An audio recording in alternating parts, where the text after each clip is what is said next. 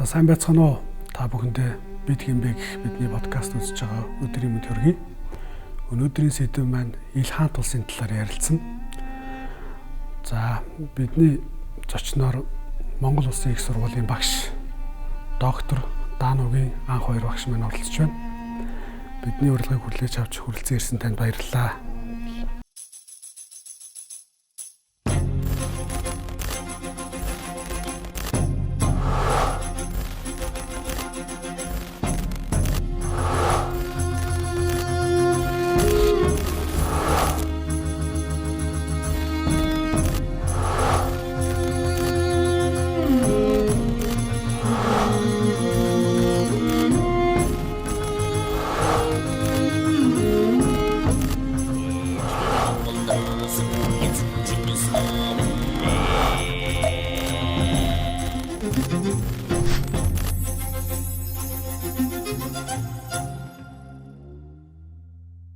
За эхний асуулт маань мөнх хаан болоод хүлээгүүг өөрийн дүү болох хүлээгүүг ойрхон дорнотор явуулсан.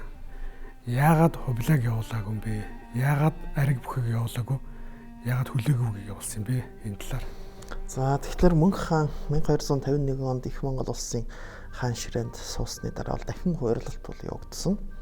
За энэ үе хүртэл бол Зүчийн улс, Өгөөдөн улс, Зүчийн улс, Цагаадаан улс, Өгөөдөн улс, Тулуун улс гэж байсан. За тэгэхээр энэ мөнхийг эсэргүүцэж Тулуун улс санахныг эсэргүүцсэн учраас Өгөөдөн улс бол үндсэндээ үгүй улсаа задарсан. Цагаадаан улс бол Ургуна хатны югаар үлдсэн. За тэгэхээр энэ шинэ нөхцөлд бол одоо нэг ёсондоо хуучин Чингис хааны ургийнхан дөрөв хувааж байсан бол одоо Тулуун ургийнхны ноёрхол Чингис дотроо наривчлаад ийм амбиц бол мөнх хаанд байсан юм шиг байна. За тэгээ энэ үүднээс бол ойрхон дорнотыг шинэ тийм одоо захирагчаар бол хүлээгүүг томилсон байдаг. За тэгэхээр энэ бол нэгдүгээрт мөнх хаан бол яагаад ингэж шинээр ингэж хүлээгүүг явуулах болсон гэдэг энэ бол судрын чуулган дээр бол тодорхой хэлсэн байдаг. Жууны дэрч байдаг. Өөрөөр хэлбэл энэ дэлхийн ертөнц тэр өгүүлж байгаа бол дэлхийн ертөнц хэмжээ хязгааргүй юм. Тэрнийг одоо бид нар ингээ бараг ихэнхийг эзэлчлээ.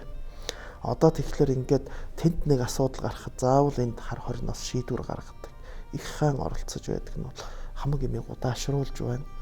Тэгэхээр энийг яах вэ гэхээр их хааны нэрийн өмнөөс хан хөвүүд их гүрний тодорхой газрууд захирч суугаад чухал хэрэгүүдээ тэндээ шийдээд их хаан бол эндээ төвлөж суугаад ингэж байдаг. Ийм тогтолцоонд шилжих зөвөө гэдэг ийм шийдвэр гарсан гэж. За тэгэхээр энэ шийдвэрүүднээс бол хүлээгүүг баруун зүг рүү томилсон. За яагаад хүлээгүүг вэ гэдэг талаар бол жууны дээр байдаг юу байгаа.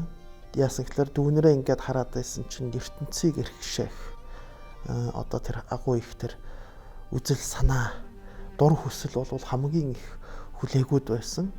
Тийм учраас бол энэ хүлээгүүг баруун зүгийг болоод тохинолох харуул хүлээгүүг сонгосон гэж. Энэ нь өөрөөр нэгэнсэнтэй юу гэсэн үг гэхээр бараг л одоо шууд ойлгох юм бол бараг хааны суур булаацалдаж мэдэх хэмжээний том амбиц бол хүлээгүүд байсан. Өөрөөр хэлбэл хаан хүний хэмжээний тэр тийм харизм тэр чадвар бол хүлээгүүд байсан учраас гэхдээ мөнх хаан ч өөрөө бас агуу том төрийн зүтгэлтэн. Ийм учраас энэ дүүгийн энэ том амбиц дээр бол тийм баруун зүгийг эрхшээх ийм даалгавар өгсөн гэж ингэж яаж байгаа. За хоёрдугаарт бол яг уулсаа мөнх хаан ширээнд суухад бол хоёр том асуудал тулгарсан байдаг. Нэг нь бол уулын өвгдийн асуудал, ассасин гэж нэрлэдэг. Энэ асуудлыг шийдэх. Энийг бол тухайн үед бол 1230-аад оноос нааш бол Ираныг захирах захиргаа, Хорасаны захиргаа байсан. Дээр нь Иран ч өөрөө Зүчийн улсад харьяалагдаж байсан боловч энэ 20 гаруй жилийн турш энэ асуудал огт шийдэгдээгүй. Өөрөөр хэлбэл байсан ассасинчууд байсаар байсан. Багдадын халифийн байр суурь тодорхойгүй байсан. Багдадын халиф гэдэг чинь тухайн үеийн суннитийн урсгалын, лолын шашны суннитийн урсгалын тэргүүн ийм хүн. За тэгээ хоёрдугаарт бол Загалматын аян дайн гэдэг юм араад Иерусалимыг авахын тулд том аян дайн бол ойрхон дорнотод үргэлжилж байсан. Тэгэхээр энэ байдал дээр Монголын эзэнт гүрнийг Египт хүртэл тэлэх ийм бодлого бол мөнхөд байсан учраас хүлээгүү баруун тийш явуулахдаа чи бол Чингис хааны засаг хуулийг Египт хүртэл, Мыср хүртэл сахиул гэж ингэж тушаал өгсөн нь бол Амуй мөрнөөс, Амуу дарья мөрнөөс Мыср хүртэлх гэж хэлсэн бол Ил хаан тулсан юм бол түүхэн хил хязгаарыг бол энэ төр мөнх хааны зарлиг дээр бол заагаад өгчж байгаа ийм зүйл болсон. Тэгэхээр бол энэ дээр хамгийн гол нь энэ чухал ойрох дорнотын асуудлыг бол шийдэх нь тухайн үеийн тэр Хорасан захиргаа болон тус бүс нутагт оршин сууж ирсэн Баяжуугын цэргийн командлал Тамма цэрэг гэж нэрлэдэг.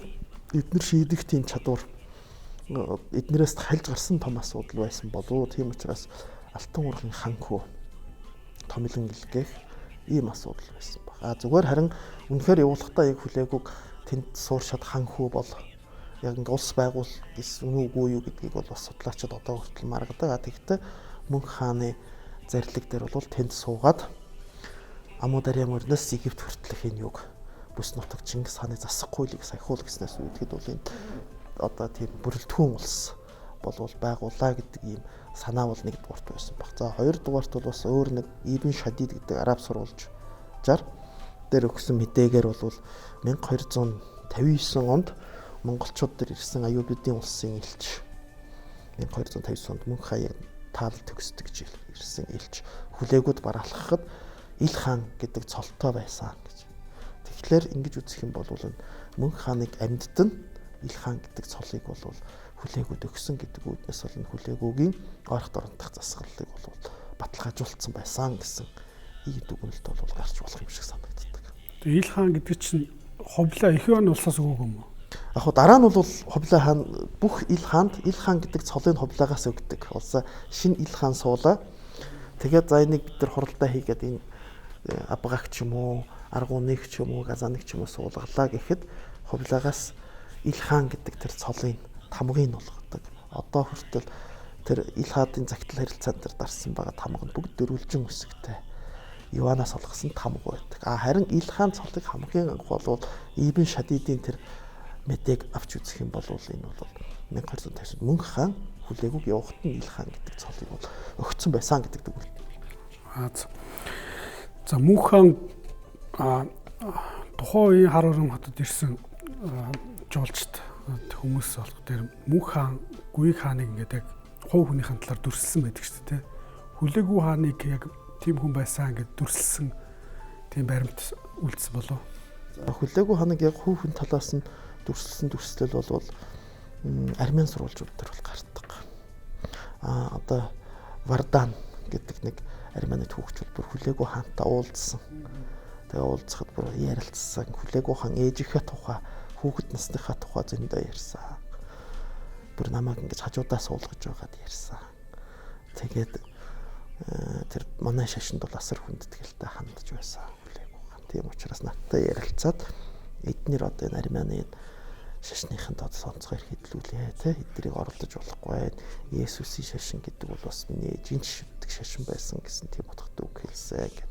Тэгээд ер нь хүлээгүү хааныг тийм их ширүүн төрхтэй боловч тийм их төрийн хүний шинжинд бүрдсэн тийм их сайхан хүн байсан ч гэдэг юм уу тийм дүрслэлийг бол Вардан үлдээсэн байдаг. Тухайн үеийн монголчуудын нүүр царайны дүрслэлийг бол хамгийн сайн тэмдэглүүлдээс нь бол армян сурвалж Кракос ч юм уу Вардан ч юм уу Акнерийн Григор дээр бүр нүүр ам одоо монголчууд бол тухайн монголчуудын ойногоор нүдтэй сахал байхгүй хамран навт гарч гэдэг юм уу ингээд бүр тусдаа татар хүний монгол хүний дүрслэл гэж тусдаа тийм гарчиг тавьж байгаа дүрслэлүүд бол байдаг.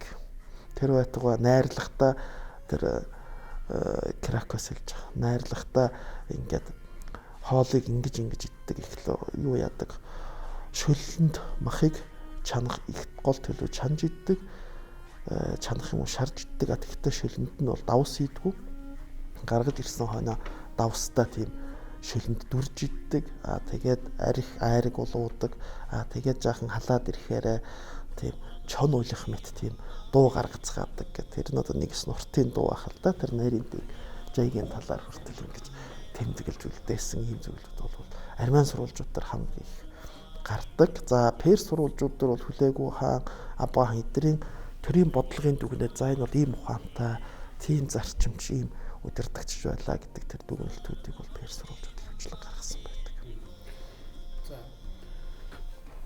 бас нэг энэ яг баримт болж үлдсэн үг мэдэхгүй байна. Мөнх хааныг яг хаан ширээ суух ёслол дээр уулын өвд ассасинчууд дарамтлсан утга хүрхээд юм захиа ирсэн гэсэн. Тэрэнд мөнх хаан маш их хилэгнээд ерөнхийдөө энэ ассасинчуудыг заавал дараараа бүрэн дарж дуусгаараа гэж хүлээгүү даалгавар өгсөн гэсэн. Энэ яг баримт болж үлдсэн. Энэ баримт болохоор Урбрукийн дурсгал дээр бол зүгээр ийм цуурхал хар хоринд тарсан. Нэг 400 зүсээ хувиргасан тийм алуурчууд те ассасинчууд хар хоронд ирсэн мөнх хааны амь насанд халдах гэж өгдөг тийм цуурхал бол хар хором хотод бол тархсан байна гэдгийг бол Урбрук бичүүлдээсэн байдаг. Өмнө нь ассасинчуудаас Гүйг хаанд захидал ирсэн, элч ирсэн. Тэ элч ирсэн. Тэгтээ тэр захидлын утга нь бол ямар нэг тийм занал хийсэн тийм бол утга байгаагүй. Гэхдээ Гүйг хаан бол тэр захидлын хариуд бол асар их ууралж хараагаад та нарыг бол заавал яг уу дарна. Та нарыг заавал сонино гэд ингээд элчийг хөөж явууллаа. Загнаж доромжлоод хөөж явууллаа гэж. Тэгж бол сурвалж дээр бол гардаг.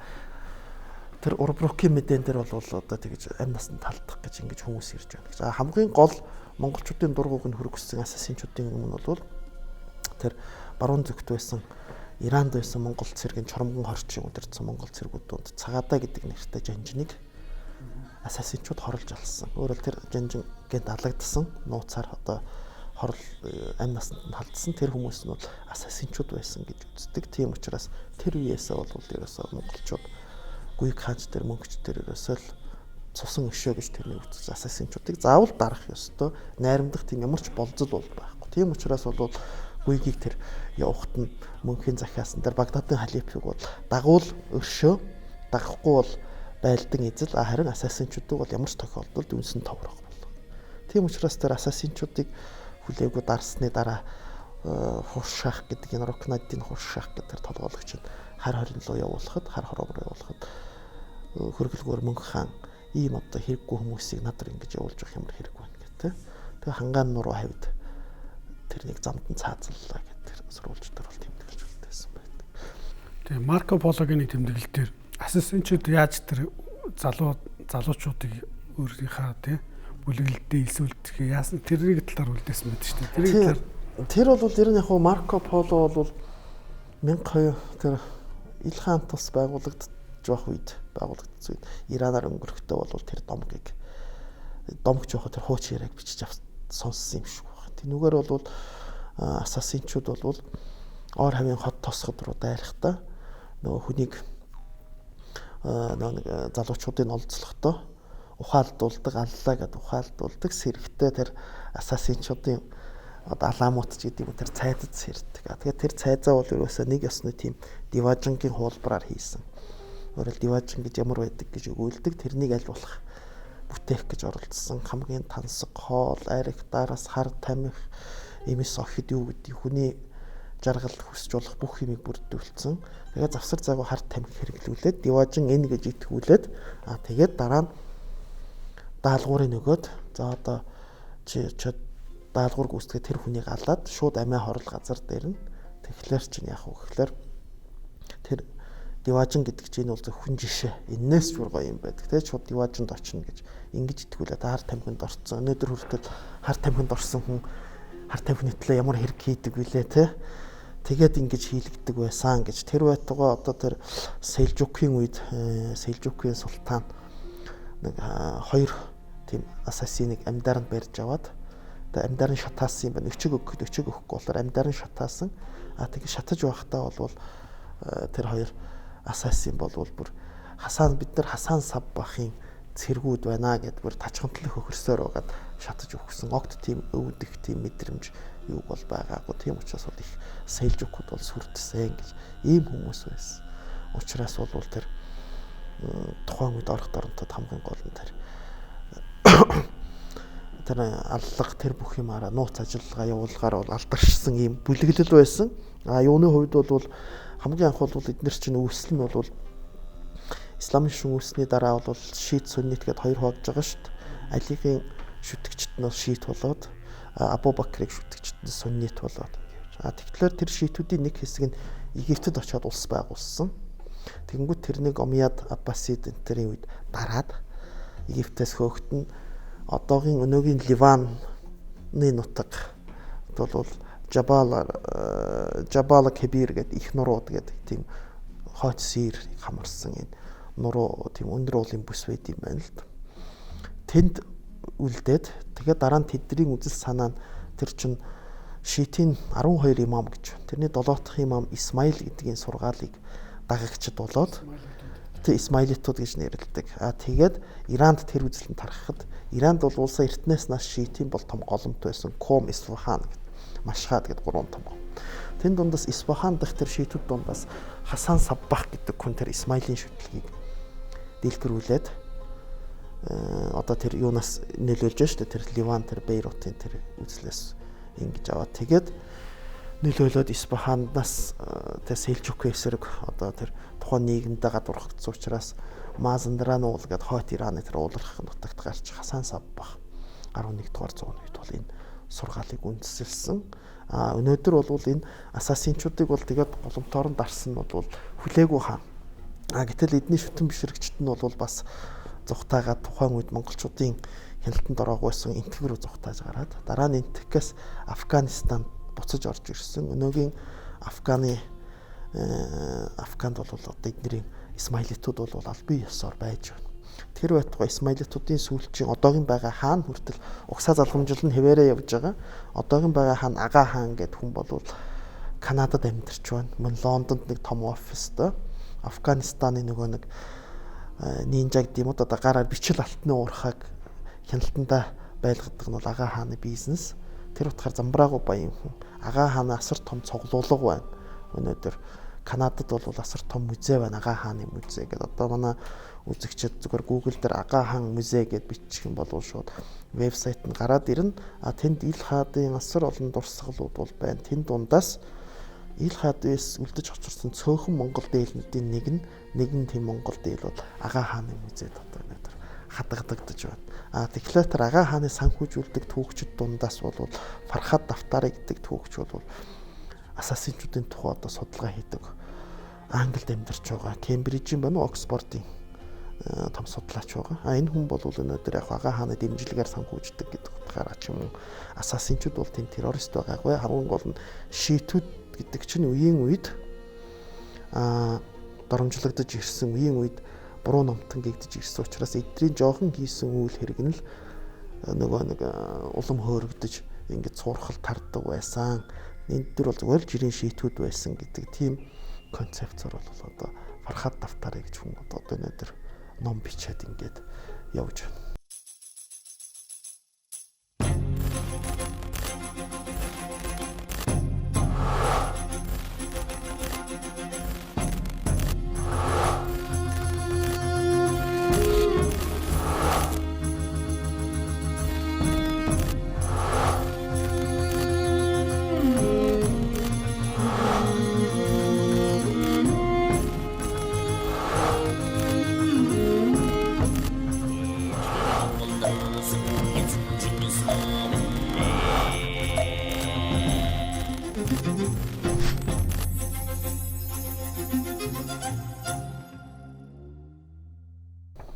Чингис хаан ч бас ойрох дорид руу дайрж ирсэн.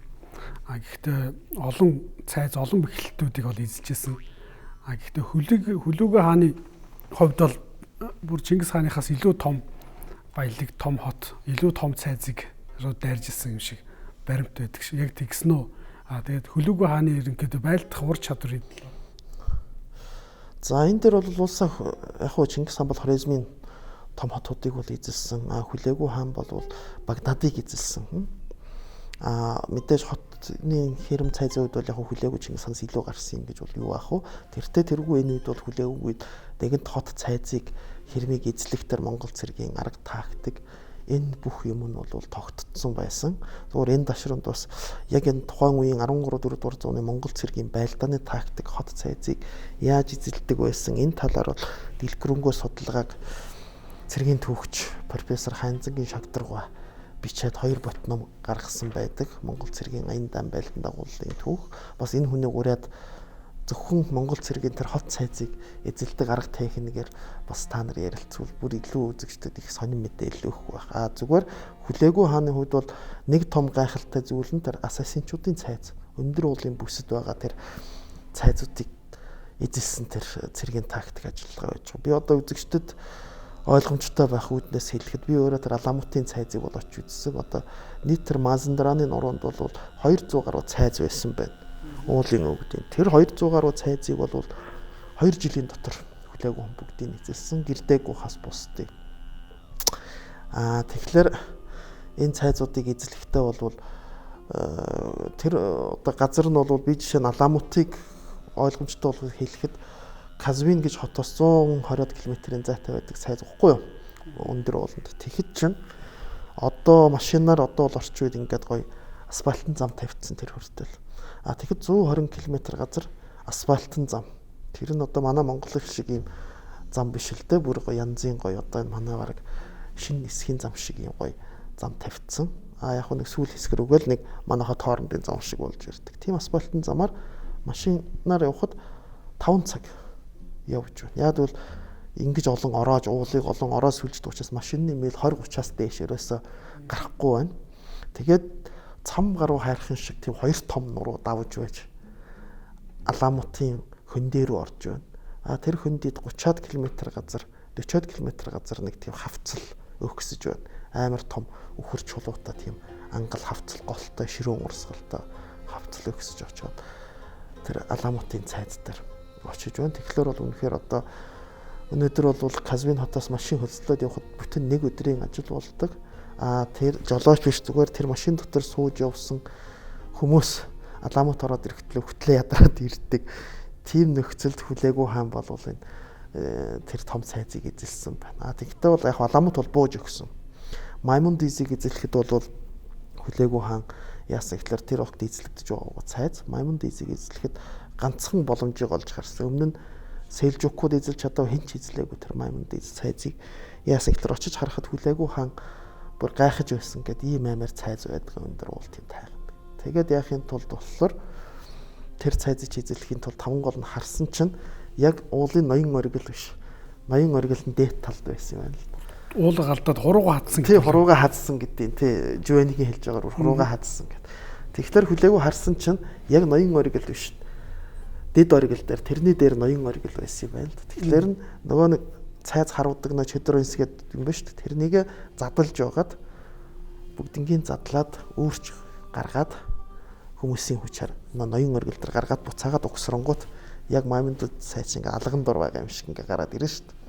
Тэгмүүд дээрээс нь харж байгаад харваад ерөөсөө нэг 7 хоногийн дотор байна уу? Хэдхэн 7 хоногийн дотор байна эзэлсэн. Тийм учраас Маймунд эзлэгдэнгүүт Аламут шууд яг бууж өгсөн. Ийм түүхтэй. Тэгэхээр бол энэ дээр тэр Монгол цэргүүдийн хэрэгэлсэн зэвсэг чөдөр онсны дүрстэл мөрсөлийн бол бүгднгийн сурвалжууд бол бас тэмдэглэжүүлсэн байдаг. Бүр нөрөө гэж нэрлэдэг тийм тактик хэрэгэлсэн гэж бол Ахбара Монголоо гэдэг сурвалжууд үзүүлсэн. Тэр нь болохоор нөрөө гэдэг чинь монгол хэлний ороо мор барьдаг хашааг эхлээд ийм дэлгэн ийм том уужим амтай байж байгаад явах тусам ингэж ойрцсоор байгаад битүүждэг зүйлийг бол нөрөө гэж нэрлэдэг. Бас хатлангийн талбайг хашаалсныг бас нөрөө гэдэг. Тэгэхээр удаан хугацааны бүслэлт тийм юмар бол ингэж эзэлсэн ийм арга тактик бол хэрэгэлсэн байна. Гэхдээ энэ талаар бол илүү нарийн яг тэр цэргийн түүхийн үүднээс тактик үүднээс судалгаа бол тэр шагдаргаа бол их сайхан бичиж туурвсан байдаг. Арабын түүхийчлэгтэй ерөнхийдөө айн жалуутын тулаан гэж байдаг те. Энэ хэд бухаа жанжин тэгээд Күтүн Султан хоёрын хооронд тулалдсан. Тэгээд тэнд бол монголчууд ялагдсан гэж ярилцдаг. Тэгээд тэр тулдаанд хүлээгүй хаан маань хаана явбаа. За энэ хүлээгүй болсон шалтгаан. Хүлээгүй хаан бол 1258 онд Багдадыг эзэлсний дараа Дамаскыг эзлэхээр хөдөлсөн. Дамаскыг эзлээд дараа нь бол яг ер нь Каир хүрэх, Египт орох ийм зорилготой бол байсан. Мөнх хааны зорилгот бол Египт хүртэлх газар.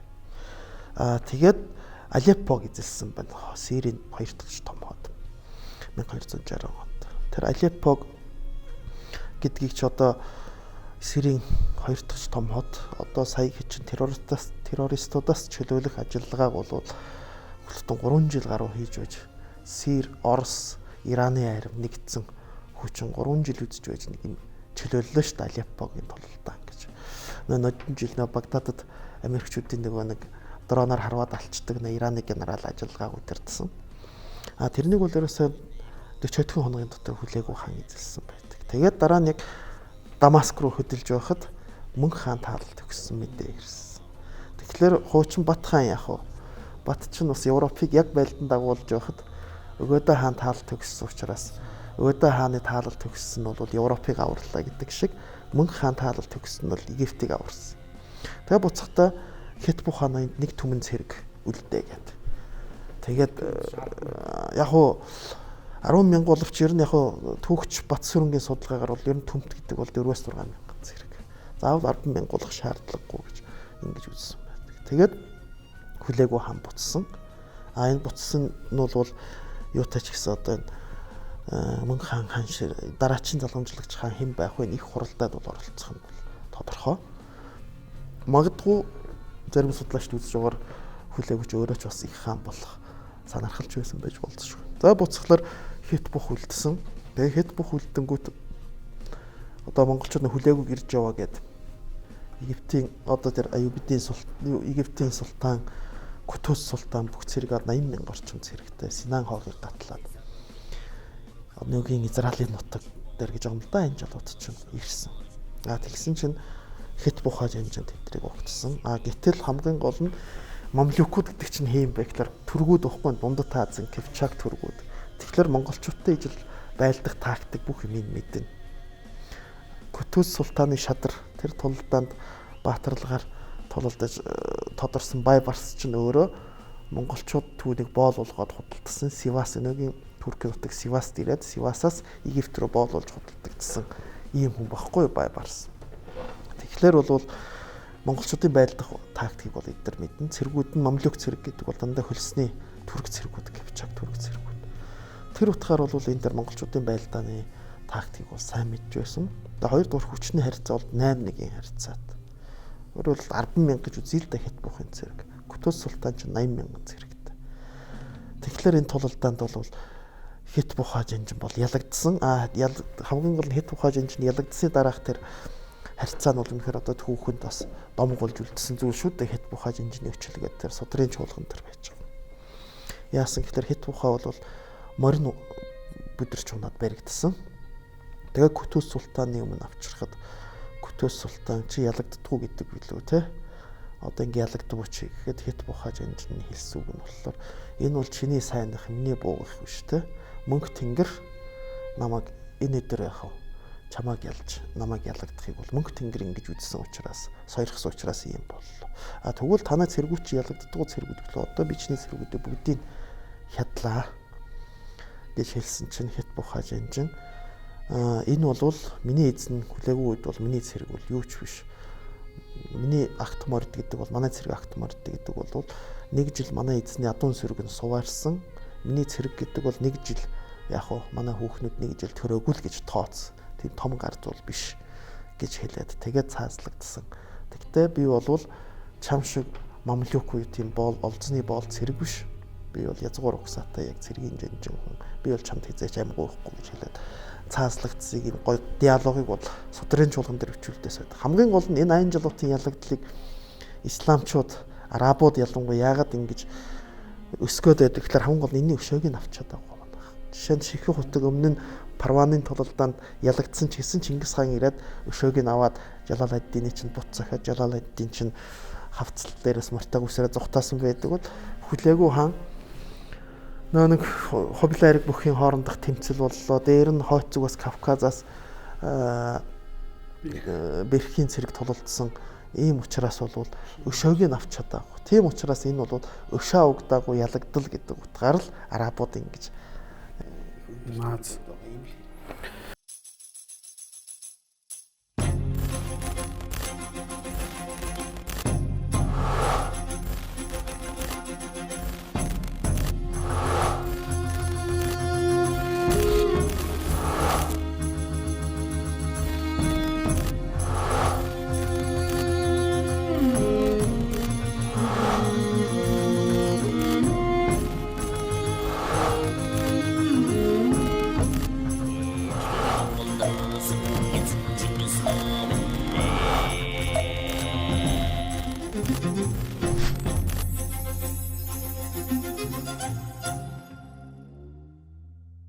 Монголын түүхийн нэг гол их сурвалж болох судрын чуулганыг перс хэлнээс орчуулж байгаа гэж би сонссон. Тэгээд судрын чуулган ерөнхийдөө хэр цар агуулгатай бүтээл юм бэ?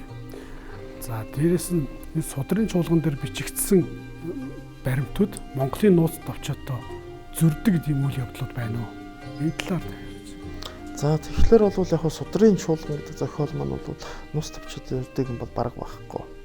Нууц товчоо харин ч бүр баттгаж өгдөг. Дээр нь хамгийн гол нь нууц товчоонд бичигдээгүй асар олон мэдээ баримтыг агуулсан байдгаараа бол онцлогтой. Үнэхээр одоо өнөөдөр судрын чуулган байгаагүй бид Монголын эзэнт гүрний түүхийг бол бүрэн бичих боломж бол бараг байхгүй гэж үзэж болно. Тэгээ судрын чуулганыг бол ерөнхийдөө 3 хэсгээс бүрдсэн. За нэг хэсэг нь бол монголчуудын түүх. Одоо бидний мэдэх 3 ботын сүрэн хорлоо багшийн 2002 онд Орос хэлнээс орчуулад 3 ботоор гаргасан. Дараа нь одоо орчуулагч Акимова бас англи орос эхийн тулгаж орчуулад 3 ботоор гаргасан энэ хэсэг бол Монголын түүхийн хэсэг. Дахиад энэ хэмжээний дэлхийн түүхийн хэсэг байна. Бүр түргийн түүх, огуузын түүх, хятадын түүх, энтгийн түүх. Тэгээд 3 дахь хэсэг нь дэлхийн газар зүүн бот гэж байсан байна. Харамсалтай нь газар зүүн бот нь бол бидний үед хүрч ирж чадсангүй. Дэлхийн түүх, Монголын түүх хоёр нь ирсэн. За тэгэхээр Монголын түүхийн хувьд бол одоо энэ дэр бүртээ чонын үе, эргүүн хонгийн гас эхлээд Рашид эдний амьдарч байсан 1300-аад он хүртэлх Монголын эзэнт гүрэн Цагаатан улс, Их Монгол улс, Цагаатан улс, Зүчийн улс, Илхан тус, Юан улсын түүхийг бол өөрийн амьдарч байсан хүртэлгийн түүхийг маш дэлгэрэнгүй бичжүүлдээсэн. Нууц товчоонд байдгүй хэдэн зуун мэдээ баримт. Энэ юмнууд бол судрын чуулгандар байна. Гэхдээ Монголын түүхийн хэсгийг бичихтэй бол Рашид эдийн ганцаараа бичээгүй. Тухайн үеийн Дөрвөн аймгийн харьяат Их ноён Болод Чинсан гэдэг хүн бол энд оролцсон. Болод Чинсан байгаагүй бол энэ түүх гарахгүй байсан гэдгийг бол өөрөө өмнөх үгэн дээр тов тодорхой Рашид эдийн хэлсэн байж байгаа. Тэр утгаар өнөөдөр бол Болод Чинсан бол Монголын түүхчид дундаас мэдээж хүннүү яснаас түүхчид бол байгаа шүү дээ. Нэр нь мэдэгдэж байгаа анхны түүхч нь бол Болод Чинсан гэж ингэж үзэж болно. Тэр утгаар би бол одоо боддیں۔ Өнөөдөр яг хөшөө дурсгалын юм бол их хавтгаарч байна. Гэхдээ одоо нэг юу гэдэг жирийн нэг хүн биш. Энэ бол анхны нэр нь мэдэгдэж байгаа анхны түүхч дээр Их ноён төрийн том зүтгэлтэн ийм хүн гэдэг утгаар бол энэ Болод Чинсан дурсгалыг бол бас Монгол улсад мөнхжүүлэн үлдээсэн ямар нэг бие бодиттой зүйл бол байх хэрэгтэй, ингүүлэгч эрхтэй түүхэн хүн гэж болж санагдав. За хүлээгүй хаан маань тэгээд ил хаант улс гэдгийг үндслээ байгуулчлаа. Тэгээд Алтан ордны улстай яагаад зөрчилдөд байлдуу? Энийн учир шалтгааныг та. За энэ бол ерөөсөө тухайн үеийн араб сурвалжуудын мэдээлж байгаа Ал Омаргийн ч мэдээ байж байгаа. Энэ дэр бол гол нь юу гэхэлэр хүлээгүй ханыг эндээс томилж явуулахад Зүчийн улс Иран тэр үе чинь Иран Антоли энэ чинь бүгд Зүчийн улсад харьяалагдаж байсан. Татвараа төлж байсан. Тэр утгаар 1252 онд хүлээгүй чинь хар хорноос гарсан мөртлөө 1255 гэхэд Иран руу ороо 3 жил Цагаатан улсын нутаг дээр л найрлаад яваад байгаа. Юу гэж? Яг л Батхан амьд байсан учраас 1255 онд Батхан таалал төгссөн. 1256 онд шууд хүлээгүй Иран руу орсон. Ийм зүйл болсон. Тэр утгаар уулаасаа Алтан ордны улсын Зүчийнхэн хойд Азербайджан Ираны одоо хойд хэсэг Азербайджан Кавказыг бол өөрсдийн нутаг гэж үздэг байсан. Тийм учраас бол Тебриз хотыг хүртэлх энэ газрыг бол Илхан улсаас нэгсэн. Эннийх нь хариуд бол хүлээгүй мэдээж юу гэж өхөөр эзэлсэн газар учраас тийм учраас энэ Кавказ болон Азербайджаны төлөөх тулалдаа байсан. Энэ Батыг өгөхийг хүлээгээд байсан. Ер нь бол Ал Омар тэгж хэлж байгаа мөн судлаачид яг он цагийг харахад бол тэгж бас харагдаад Ал Омаргийн тэр таамаглал бол их үр дүнтэй л харагдаад байна. За тэг хүлээгүй хаанчлал нь гол онцлог нь юу вэ? За тэг хүлээгүйгээс хойш энэ хаадуудын онцлог Энэ талаар та за хүлээгүй хаан бол өөрөө тийм Монгол төрийн уламжлал тэр Монгол юуг бол асар их баримталдаг хүн байсан. Тэр утгаар Иранд очихдоо бол Ил хаан тулсын дараачийн хаадын яг тэр ямар байх тэр зарчмыг тогтоож өгсөн. Тэр зарчмын үгээр Монгол байдлаараа монголоороо байх. Монгол төрийн бодлогыг явуулах. Энэ бодлогыг бол тогтоож өгсөн. Өөрөө бол буддын шашинд асар хүндэтгэлтэй ханддаг хүн байсан учраас буддын сүмүүдийг байгуулсан. Буддын шашныг Иранд дэлгэрүүлэх ийм оролдлогыг хийсэн. Тэр утгаар хүлээвгүй дараах хаан Абга хаан бол яг эцгийн энэ бодлогыг шууд үргэлжлүүлсэн байдаг. Харин 3 дахь хаан Ахмет гэдэг Тэгудар гэдэг хаан бол өөрөө исламын шашинд ороод Ахмет гэдэг нэр авсан. Тэгээд зарим монгол үгсийг хэрэглээс гаргаж оронд нь араб нэр үсэг хэрэглэх ч юм уу. Исламын соёлыг одоо баримтлах ийм бодлого баримталсан учраас хан хүү аргун тэргүүтээ монгол найд бослог гаргаад Ил хаан Тэгударыг Ахмет Тэгударыг баривчлаад их засаг хуулийн ёсоор шүүгээд цаазар авсан. Их засаг хуулийн ёсоор шүү цаазар авсан. Энэний дараа Аргун хаан дахиж монголчлохын орлогыг хийхдээ бүр Иранд хүчээр буддын шашныг дэлгэрүүлэх. Яг монгол ёсоор ингэж төрийг байгуулах ийм орлогыг бол хийсэн. Харамсалтай нь Аргун хаан маань өөр эрт нас барсан. Ингээд энэний дараа Газан хаан ширээнд суусны дараа бол Газан яг ард түмний хинхэн исламын юм аа. Гэхдээ бол бид төр маань бол монголороо байна. Хамгийн гол нь ард түмний исламыг бол хүндэтгэх үүднээс дээр нь бодлого явуулын үйл нь исламын бодлогыг явуулахаас өөр аргагүй гэдэг үүднээс том шинжил хийсэн Газан хааны шинжил гэж нэрлэдэг. Энэ үеэс хойш бол тийм исламын юг бодлогыг ер нь нэлээд сайн явуулсан, исламчсан юм улс болж хувирсан байдаг. Гэхдээ Үлзийд хаанч нар, Абу Сайд хаанч нар бүх ил хаад монгол хэлээрээ ярьж үчдэг. Төрийн аль бие ёсны хэл нь монгол хэл. Өнөөдөр бар бүгднгийнх нь монголоор бичсэн загтал нь дэлхийн одоо олон улсууд архивт бол байж байна. За үүнээс гадна Ил хаан тулс бол Монголын эзэнт гүрний бусад улсууд байгаагүй нэг том онцлог нь бол бүх зоосон дээрээ монгол бичгээр зоосоо хийдэг. Монгол бичгээр хааны нэрийн өмнөөс Абга дэлдүүлүү, хааны нэрийн өмнөөс Аргун дэлдүүлүү гэдэг яг энэ үгийг бол монгол бичгээр бичиж үлдээсэн. Тийм учраас ойрхон доромтод аль ч Ил хаадын бодлого нь тэр монгол соёл, монгол төрийн бодлогыг хадгалж үлдээх тийм том тэмцлийг бол Ил хаад бол хийсэн байна. Тэр утгаараа одоо исламын шашинд орсон Газан хаан хүртэл судрын чуулган зохиолыг анх бичүүлсэн чинь Газан хаан. Дээр нь мусульман хүн гэхээргүй одоо тэр монгол ёс заншлаар амьдарч байсан ийм зүйл байдаг. Тийм учраас бол өнөөдөр энэ Ил хаан тулс гэдэг бол би нэг зүйлийг бардам хэлнэ. Монголын эзэнт гүрний бүрэлдэхүүн улсууд дундаас хамгийн монголоор үлдэхийлэх тэмцлэг хийсэн Ил хаан. Тэр бол Ил хаадын хүлээгүй хааны тогтоосон зарчмыг үеийн үед Ил хаад нь сахиж ирсэн ийм л онцлог. Энэ нэг бас нэг хүлээгүй хаан байлдан дагууллаа хийж явахдаа өөрийнхөө ээж Сорхтон бэхээ хатны дурсгал хүндэтгэл зориулж аюу их сүм байгуулж исэн гэсэн. Энэ сүм нь буддын сүм байсан уу, христийн сүм байсан уу? Энэ ерөнхийдөө яг ямар учир шалтгаанаар энэ сүмүүдийг барьсан. Дээрэс нь Үлзий тааны бас бунхан гэж байдаг те. Монгол хий уулзаар ингэж шимсэн. Тэгэд энэ үеийн хаадууд их бүтээлч байсан байгаа даа. Тэгээ энэ хаадуудын онцлог нь юу байсан бэ? За тэгэхээр энэ хүлээгүй хаан бол Сорхтан хатны бол Несторын шашинтан байсан гэж үздэг. Тэр утгаар улсаа хүлээгүй хааны хатан Докус хатан гэдэг нь улс Несторын шүтлэгтэй байсан. Тэр утгаар тэр Докус хатан бол Ил хаан тулс дахь нийт одоо загалмайн Несторын шашинтнуудыг загалмайн дотороо Несторын урсгалыг бол ихээхэн дэмждэг.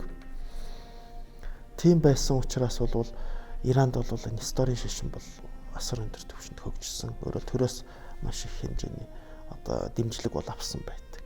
Харин нэг чухал нэг сонин юм нь Сорхтан хатны дурсгалын бунхан гэдэг нэг бунхан исламын шашны нэг бунхан өнөөгийн Марага хотод байдаг. Марага ч нөө хүлээгүйг нийслэл нь байсан хот шүү дээ.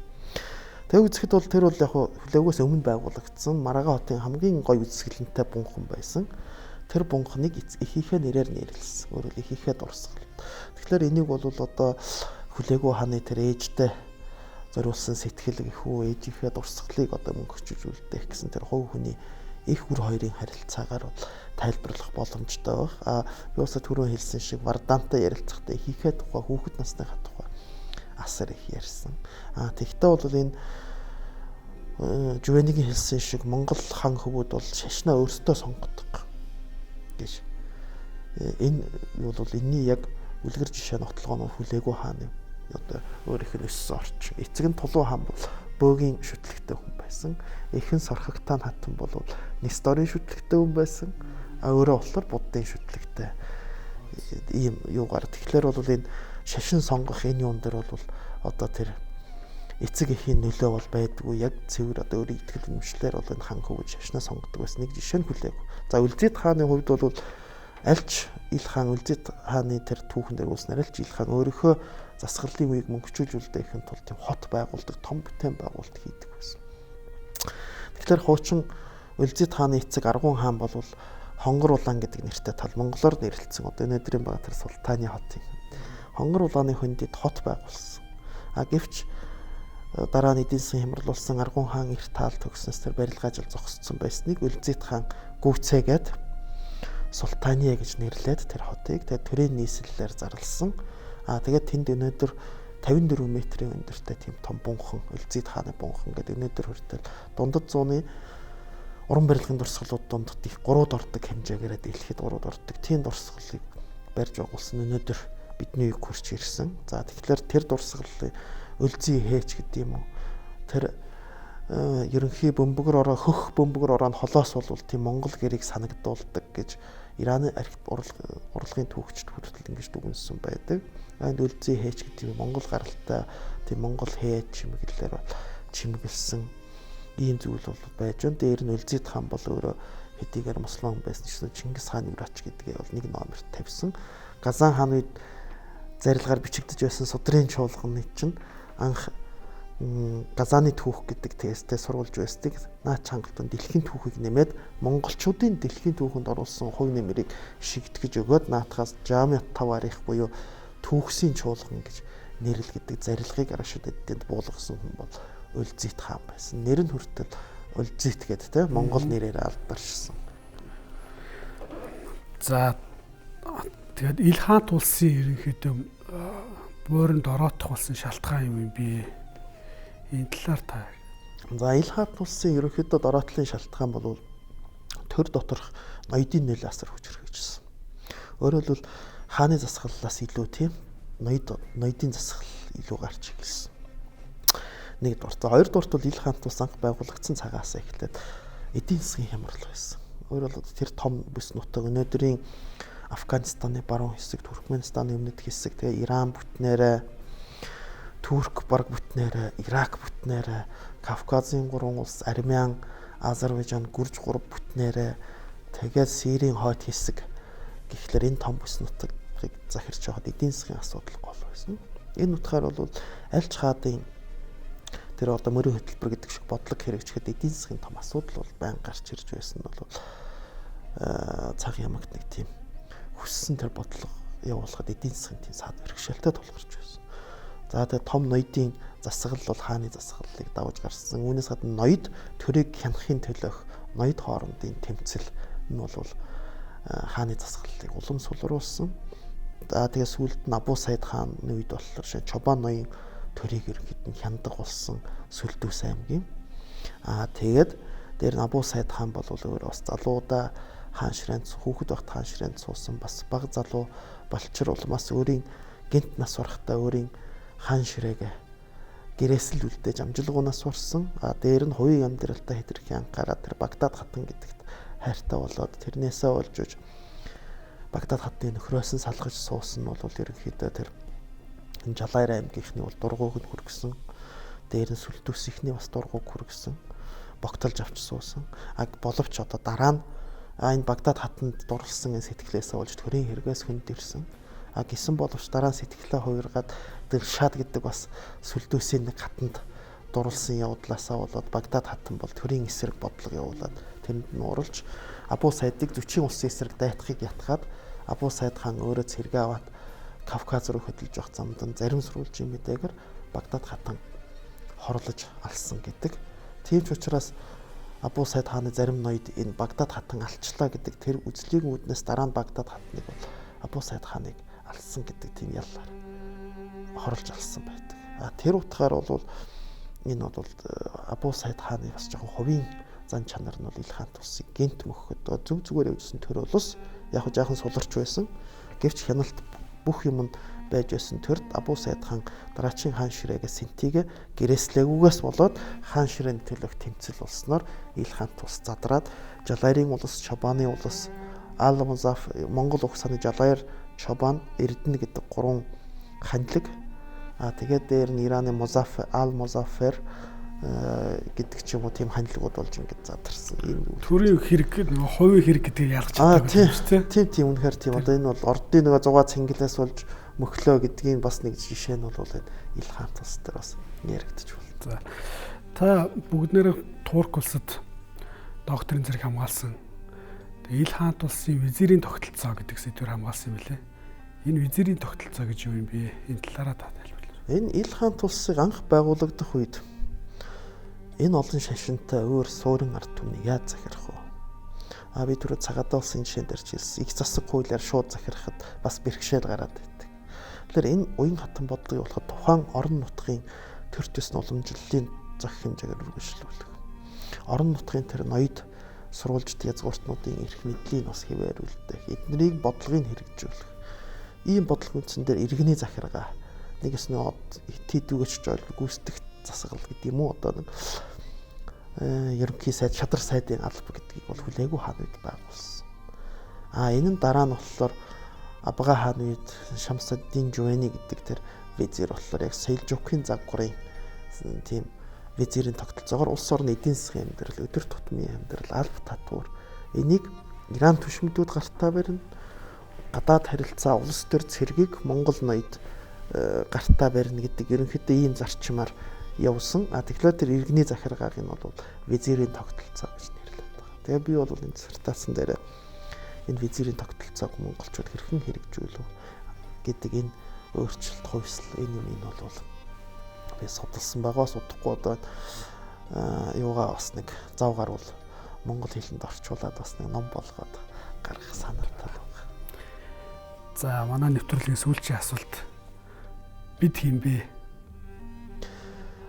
Бид бол би яг эзэнт гүрний түүхч хувьд хэлэхэд нэг үе дэлхийд хууль засаглал гэдэг юм хууль ёс гэдгийг сахиулж чадж байсан үлгэр жишээ ийм ард түмэн байсан. Өнөөдөр бол одоо юу гэдэг сайн эцгийн хөрөнгөн дээр үлдсэн үрэлгэн тийм эрх үрэлгэн тийм хүмүүжлгүй хүүхдийн дүрд тоглож байгаа сайн эцгийн хураасан үүдэр ийм л хүмүүс л гэж хэлнэ.